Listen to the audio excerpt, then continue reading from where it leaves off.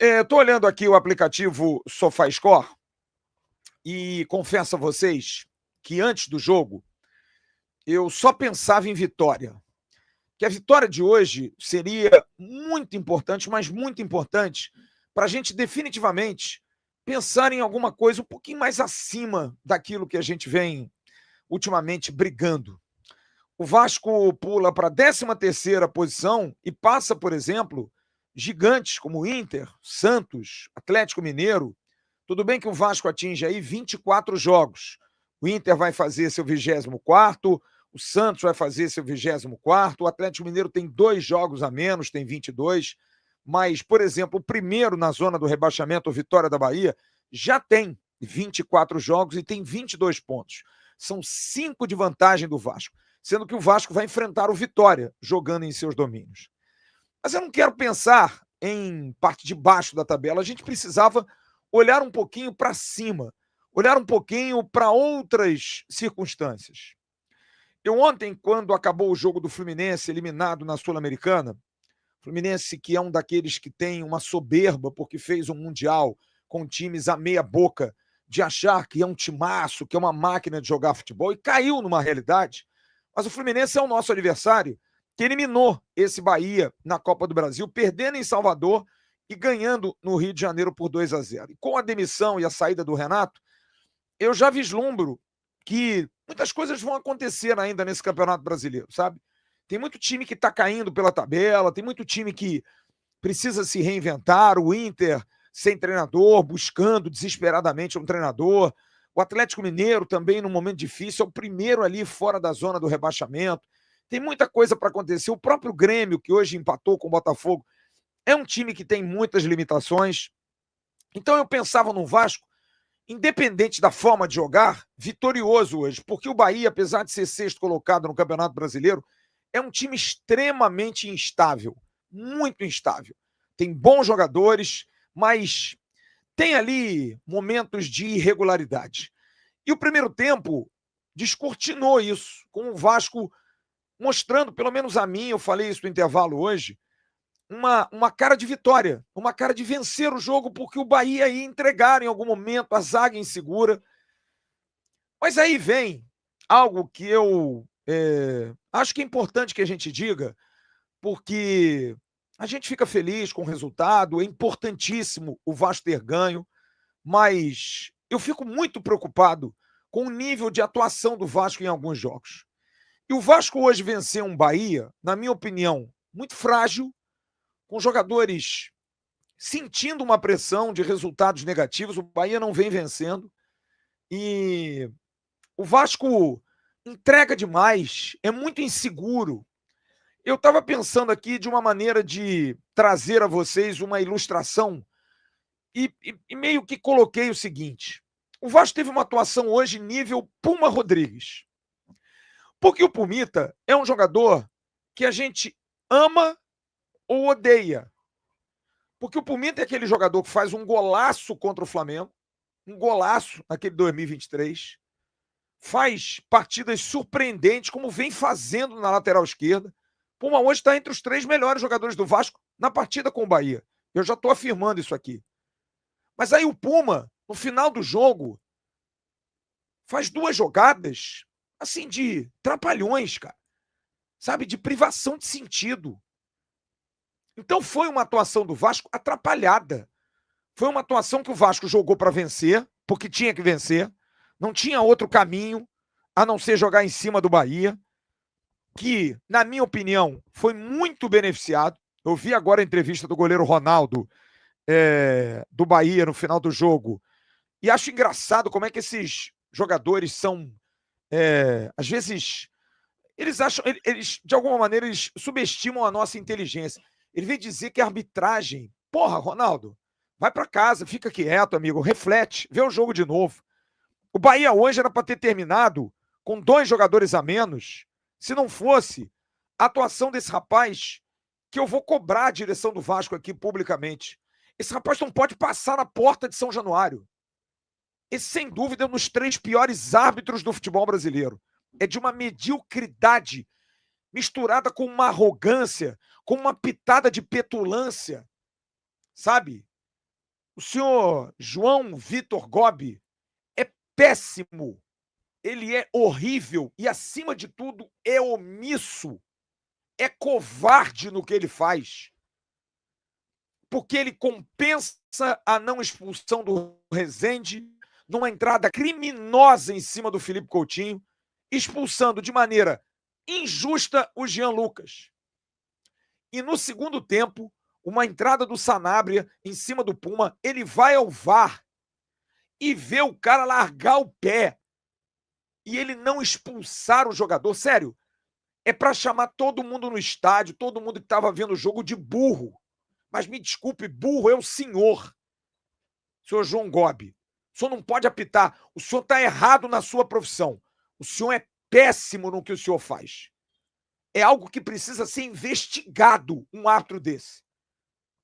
Porque um cara desse, eu não sei se ele está no limiar da maldade ou está no limiar da ruindade. Eu acho que junta os dois. Então o Bahia fez uma atuação muito ruim e foi beneficiado porque tinha que ficar com -1. Só que os dois que deveriam ser expulsos não foram expulsos. Jogaram o tempo todo. Mas mesmo assim, com toda essa pressão, o Vasco fez uma atuação enrolada. Uma atuação, sabe, arrastada, com muitos erros técnicos, uma defesa que me dá calafrios para o jogo de sábado com o Cruzeiro. Porque se o Vasco fizer de novo esse jogo, porque o Vasco já vencia por 3-1, e o Puma errava a saída de bola, o Léo Jardim saía que nem um louco correndo, era o Paulo Henrique de novo com essa mania de querer dominar na entrada da área e querer sair driblando. Já entregou contra o Ceará, filho. Não tem ninguém que possa dar um toque nesse rapaz para ele não fazer isso. É o Lucas Freitas entregando e muito nervoso no jogo. Sabe? Um negócio assim, pavoroso. Do meio para frente, como entrou mal no jogo o David, enrolado, batendo na canela, se enrolando com a bola, sabe? Correndo errado, não preenchendo as profundidades, não dava opção quando o Puma dominava, ele corria para dentro da área. Já dando à defesa do Bahia a prerrogativa de que o Puma vai ter que cruzar, porque não vai ter com quem dialogar. Então foi um jogo enrolado. O Paulo Henrique leva uma pancada na cabeça e nitidamente não estava legal e parou de atacar. Parou. O Vasco perdeu a força do lado. Faz um terceiro gol contra. Faz um segundo gol no abafa, sem uma jogada trabalhada. E no final do jogo, é claro, o Bahia foi. E no contra-ataque você vê como o Vasco estava enrolado. Podia ter feito 4, 5. Time enrolado, time, sabe? A bola batendo na canela, mas dane-se. Ganhou o jogo. Agora, um capítulo à parte é o centroavante do Vasco, o Pablo Verratti. Porque, sinceramente, eu não sei o porquê da insistência do técnico do Vasco nele. Não consigo compreender. Por que o Verratti jogou até o final? O Verratti não está bem. O Verratti não está conseguindo segurar uma bola. O Verratti não ganha uma bola no alto. O Verratti não consegue dar um passe. O lance do Juba, ele já ia errar o passe para o Andrés Gomes. A bola que ele recebeu, se é um centroavante com um mínimo de técnica, já adianta e dispara. Ele já se enrolou com a bola, tentou tocar no Andrés, ia tocar errado. A sorte que o Juba deu um trompaço e acabou fazendo gol contra. E o Diniz insiste com o Verratti. Não sei se é porque para dar moral, porque ele é o capitão, porque ele é um cara importante, mas sério, o Verratti atrapalha o time do Vasco. Atrapalha. O que o Verratti fez no jogo hoje? De novo, não consegue gerar jogo, não consegue entregar jogo. E aí o time já é embolado, já é enrolado, fica um jogo enrolado. Mas foi um jogo à la Pulmita. Momentos de grande plasticidade, principalmente com 3 jogadores no meio de campo que jogaram uma partida top. Barros de novo, algum partidaço. Como esse menino evoluiu, como ele cresceu. O Nuno Moreira jogando na ponta, jogando por dentro. Hoje, como segundo volante, cabia. Bahia estava com 1 a menos. Jogou um grande futebol. E o Felipe Coutinho é um prazer. Torcedor do Vasco que critica o Felipe Coutinho, me desculpe. E mais uma vez, falo aqui sem nenhum clubismo, vi até a entrevista dele no final do jogo. É inacreditável que a grande mídia não cite a possibilidade do Felipe Coutinho ser convocado para uma seleção brasileira. Não há meia no Brasil, inclusive com o gol que ele fez hoje. Ele é o melhor meia em termos de rendimento no Campeonato Brasileiro atualmente. Mas o Neymar é comentado. O Felipe Coutinho não é. Se o Arrascaeta fosse brasileiro, todo mundo ia estar comentando. Felipe Coutinho é um craque, é um jogador fora de série, jogador de nível grande. É um prazer ver jogar futebol. Ele erra e tem uma coisa, ele tá com muita vontade de vencer. Ele tá vindo buscar a bola atrás, ele tá fazendo armação, ele tá dando esporro nos caras, ele tá arrancando, ele deu uma arrancada hoje em direção ao gol. Bateu uma falta hoje espetacular, um crime aquela bola não entrar. Que talento, cara. Que graça, que coisa linda ver um jogador desse jogar futebol. E esse jogador é do Vasco, é nosso. Só que ele sozinho não dá. Às vezes precisa ter uns amiguinhos que colaborem com ele. E hoje a galera bateu na canela demais. Mas venceu. Comandada por ele, uma vitória importante, uma vitória de virada, da maneira que tinha que ser. Não dava para ser, sabe? Se fosse no atropelo, vambora, não é a melhor maneira, na maneira que eu goste, mas o importante era ganhar. O importante era vencer. Mesmo no final, o Léo Jardim ainda fez defesa, a defesa do Vasco deixou os caras chegarem com 10 homens. O jogo do Vasco é sempre um sufoco no final. Mesmo estando 3-1, ninguém fica na segurança. Hoje eu vi a galera começou a cantar a música da Barreira aos 44 do segundo tempo.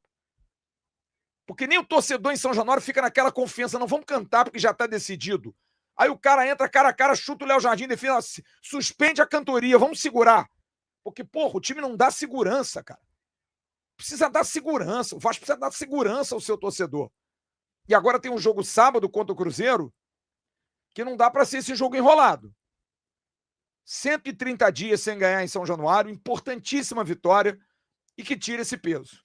Mas, ó, o resultado foi bom, importante ganhar, quebrar esse tabu, mas a gente precisa melhorar. A gente precisa melhorar, porque do jeito que tá, me preocupa nos embates grandes. A gente erra demais, a gente entrega demais, a gente joga muito no limite, muito no fio da navalha, e realmente não dá. Mas foi bom vencer, pelo menos nós vencemos. Gostou desse corte? Então se liga nesses aqui que eu tenho certeza que você também vai se amarrar. Agora se inscreve aqui no canal AV+, que é o canal oficial de cortes da plataforma Atenção Vascaínos.